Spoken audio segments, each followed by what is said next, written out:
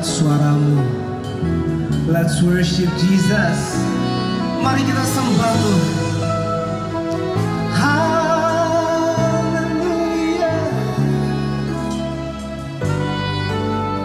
Mari bersama kita katakan.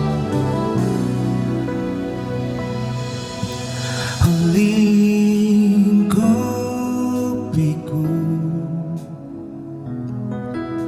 dengan sayapmu, naungiku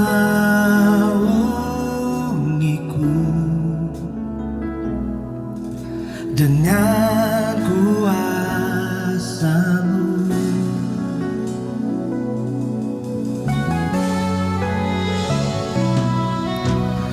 Lingkupiku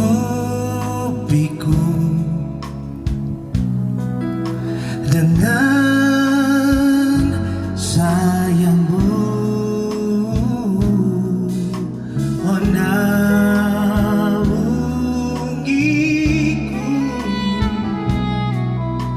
dengan kuasa-Mu. Di saat badai bergelora, ku akan terbang bersamamu. Bapa Kau Raja atas semesta, ku tenang sebab Kau Allahku.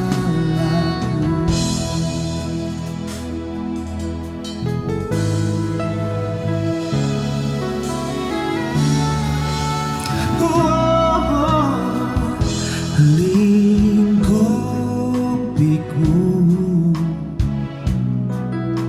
dengan sayapmu,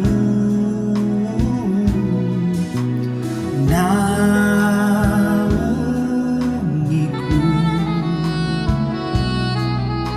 dengan kuasa-Mu.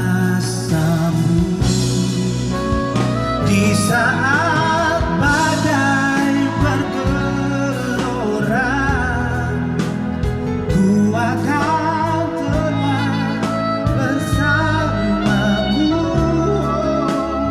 Bapa Kau Raja atas semesta, ku tenang sebab Kau Allahku.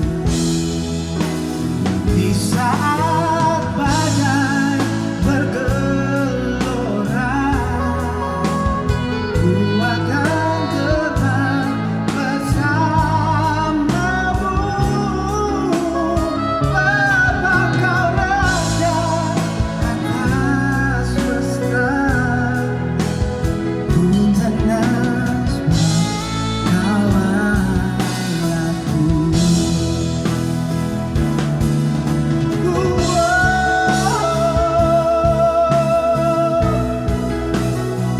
Hidupku tenang bersamamu Tuhan.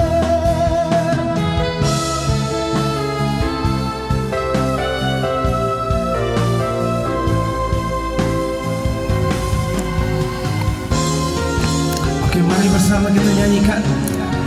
Come on. Di saat badai bergelora, ku akan terbang bersamamu.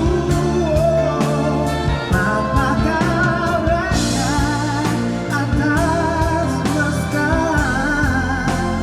ku tenang sebab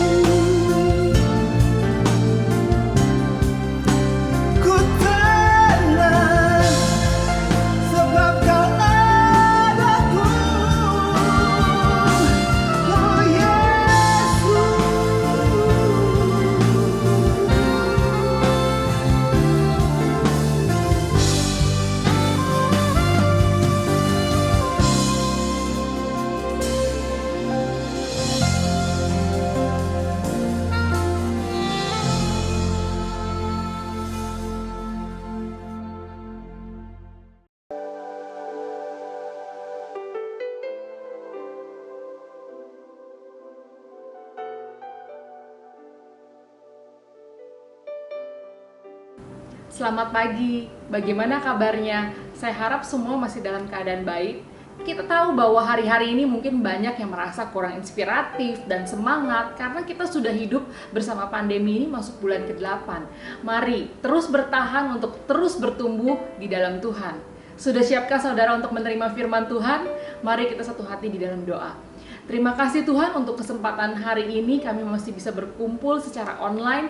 Hamba-Mu berdoa Tuhan agar bukakan hati dan pikiran kami untuk bisa mengerti setiap firman yang dibagikan, biar yang menonton hari ini tidak akan sama lagi karena firman bertumbuh menjadi buah yang manis di dalam kehidupan mereka. Di dalam nama Yesus, amin. Hari ini kita akan belajar melalui salah satu tokoh di dalam Alkitab, Absalom, supaya kita bisa belajar untuk terus bertahan di dalam perjalanan hidup kita di dalam Tuhan. Absalom adalah anak Raja Daud dari putri Raja Gesur. Suatu hari ada anak Daud dari istri yang lain, Amnon, dia menyukai kakaknya Absalom, Tamar. Suatu saat saudara tirinya ini memperkosa Tamar dan tidak ada hukuman apa-apa dari Raja Daud. Raja Daud juga mungkin merasa bahwa dia pernah melakukan dosa yang sama. Jadinya dia tidak memberikan hukuman kepada anaknya Amnon. Akhirnya setelah 2 tahun ternyata Absalom masih menyimpan dendam dan kemudian membunuh Amnon dan langsung lari ke Gesur di kerajaan kakeknya. Melalui hidup Absalom, kita akan belajar bagaimana supaya kita terus bertahan di dalam perjalanan iman kita. Poin yang pertama, jangan terbuai oleh pujian orang lain. Di 1 Samuel 14 ayat 25-26 kita bisa baca sama-sama. Di seluruh Israel tidak ada yang begitu banyak dipuji kecantikannya seperti Absalom. Dari telapak kakinya sampai ujung kepalanya tidak ada yang cacat padanya. Jadi Absalom ini dipuji kecantikannya, sangat sempurna tanpa ada cacat. Seakan-akan sangat tampan sampai mengalahkan wanita. Dari ujung kaki sampai ujung kepala sempurna. Kalau di dunia yang sekarang mungkin akan begitu banyak likes, follower di akun medsosnya. Absalom karena sering dipuji ketampanannya membuat dia jadi menanggung beban harus tetap menjaga penampilan fisiknya. Karena dia terbuai oleh pujian, dia menjadi menanggung beban yang tidak harus ditanggung. Di sini dikatakan di seluruh Israel tidak ada yang begitu banyak dipuji kecantikannya seperti Absalom. Karena banyak yang memuji, makanya untuk tetap dipuji karena terbuai dengan pujian orang. Akhirnya dia tahu bahwa kita tahu bahwa Absalom itu meninggal karena rambutnya tersangkut di pohon tarbatin. Jadi pada waktu Absalom sedang di medan perang, dia menunggang keledai dan rambutnya itu tersangkut di dahan pohon yang membuat dia itu tergantung. Ada tentara Daud yang melihatnya dan dilaporkan ke panglimanya Daud, Yoab, dan akhirnya dia ditikam dalam keadaan masih hidup. Jadi kita jangan sampai terbuai oleh pujian Tuhan, pujian orang untuk terus tampil sempurna seperti Absalom yang akhirnya membuat dia meninggal di peperangan. Dalam ilmu parenting ada yang menganjurkan kita untuk jangan terlalu cepat memuji anak. Pada saat seorang anak dipuji, wah kamu cantik sekali ya, atau wow you're so smart, pintar sekali kamu, maka anak akan fokus kepada hal yang disebut dan akan mengalami performance anxiety atau kegelisahan untuk terus tampil sempurna. Dia akan merasa bahwa kalau saya melakukan seperti ini, bahwa saya akan dipuji cantik atau baru saya akan dipuji pintar. Jadi penelitian menunjukkan bahwa kalau puji prosesnya, misalnya, wow kamu bisa jawab semua nilai tesnya. Jadi bukan diri mereka, misalnya kamu pintar, maka akan membuat anak lebih confidence dan percaya diri. Dan lebih mau mencoba hal baru atau menghadapi challenge. Jadi kita tidak bisa memuji anak atau seseorang, misalnya kita bilang, wow you're doing great, kamu bagus terlalu cepat. Padahal hasilnya nggak bagus, karena dia pikir melakukan begitu aja udah cukup dapat pujian. Tidak mau melakukan lebih lagi. Kita tidak boleh terbuai sama pujian, karena kita lupa sama hal-hal yang seharusnya dilakukan dan mulai mementingkan hal lain yang bisa mencelakakan. Seperti Absalom. Kita tahu misalnya di kejuaraan bela diri, taekwondo, karate, jujitsu, UFC, bahkan di militer, biasanya rambutnya cepak ya. Jadi Absalom ini harusnya sebagai anak raja yang lagi di medan perang, harusnya bukan tetap mengurus penampilan tampannya, tapi penampilannya harusnya siap perang. Kalau manusia terbuai oleh pujian, makanya bisa lupa dengan apa yang harus dilakukan. Manusia banyak yang terbuai dengan pujian, misalnya ada yang puji, wah keren ya kerjaan kamu, begitu banyak orang yang memuji pekerjaan kita, makanya kita akan sibuk dengan pekerjaan untuk dapat promosi supaya kita lebih banyak dipuji. Padahal masih banyak hal lain yang bisa kita lakukan selain sibuk di pekerjaan. Misalnya prioritas waktu untuk hubungan kita sama Tuhan, waktu untuk keluarga, waktu untuk pertemuan mingguan kita di Zoom. Kalau kita sibuk sama hal yang membuat kita dipuji, akhirnya porsi yang lain kita kesampingkan. Kita nggak akan ada waktu buat keluarga, kita nggak akan ada waktu buat Zoom meeting kita, nggak akan ada waktu untuk Tuhan. Hati-hati terbuai dengan pujian, sehingga mapping prioritas kehidupan kita itu akan berantakan. Kalau berantakan akan celaka. Kita tahu Absalom berakhir dengan celaka. Jadi kita jangan terbuai sama pujian. Dan poin yang kedua, tanggalkan beban yang memberatkan. Di 2 Samuel 14 ayat 26 katakan, apalagi ia mencukur rambutnya pada akhir tiap-tiap tahun. Ia mencukurnya karena menjadi terlalu berat baginya. Maka ditimbangnya rambutnya itu 200 shikal beratnya menurut batu timbangan raja. 200 shikal di sini kira-kira beratnya 2 kg. Kita seringkali memelihara sesuatu yang memberatkan kita. Kita biarkan padahal itu udah terlalu berat. Di sini beratnya 2 kg dibawa-bawa sepanjang hari. Bahkan ada juga tercatat bahwa di rambutnya itu sampai ada ditaruh debu-debu emas biar kelihatan indah. Jadi rambut Absalom ini sebenarnya sangat jadi beban.